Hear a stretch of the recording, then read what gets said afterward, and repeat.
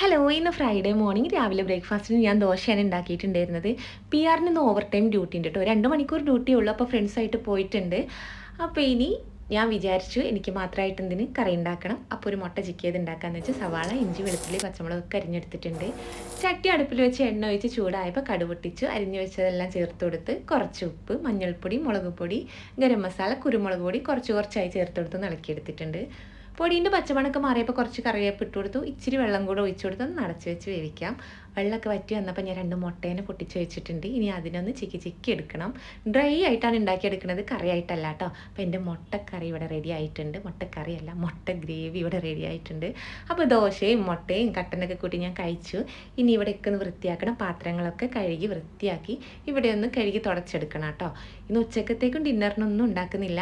ലീവായ ദിവസമായതുകൊണ്ട് പുറത്തുനിന്ന് കഴിക്കാമെന്ന് പറഞ്ഞു. അപ്പോൾ ഇന്നത്തെ വീഡിയോ അത്രയേ ഉള്ളൂ. ടാറ്റാ, ബൈ.